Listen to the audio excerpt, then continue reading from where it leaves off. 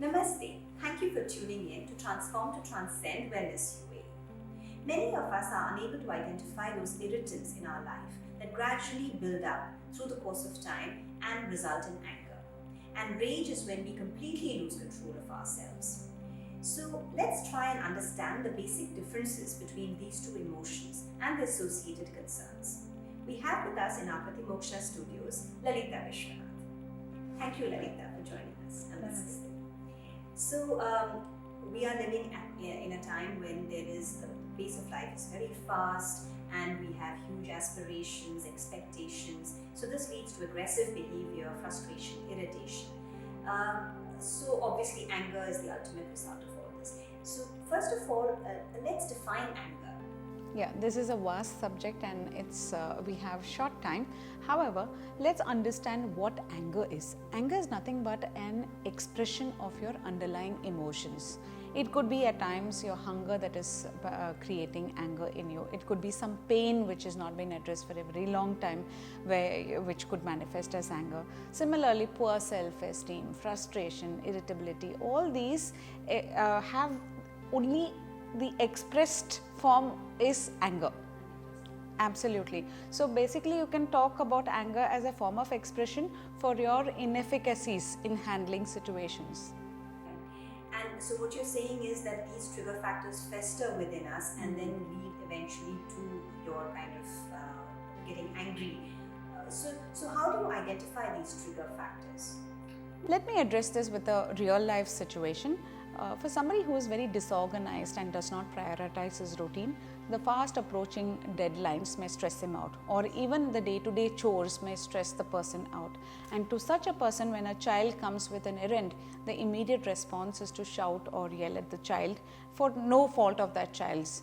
Now, we can avoid most of these situations by becoming more organized. Similarly, time management is a great factor. So, if I mentioned earlier that hunger triggers anger. So, if you're able to eat on time, you can manage anger. You can choose not to get angry because your hunger is satisfied, you're at peace with yourself and you have energy to do your work. So on. So integrating the yoga as a lifestyle is absolutely necessary. It's a holistic approach basically. Integrating yoga into our lives and the holistic nature of yoga. So can yoga and maybe meditation help in controlling this irritable nature? So as far as the yoga asanas are concerned, very often it comes when I say yoga or when we mention the word yoga, we often mistake it for the practice of asanas or exercises alone. But it's beyond that, as we have discussed earlier. And meditation is a higher practice.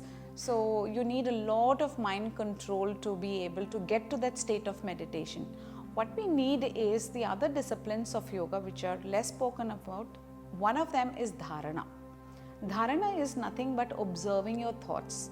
When we observe our thoughts, what happens is we also observe how we responded to certain stimuli or situations, and we can objectively analyze it, take corrective actions, and then improve ourselves.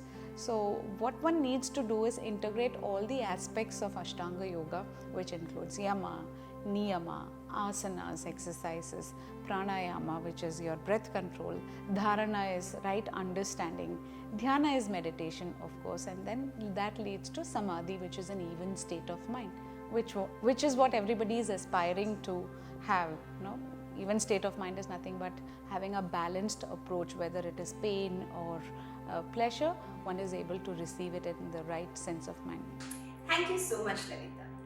So the message is observe your thoughts and watch out for those triggers. Next week we conclude our topic on emotions. We hope you will join us. Until then, please stay safe and stay healthy. Namaste.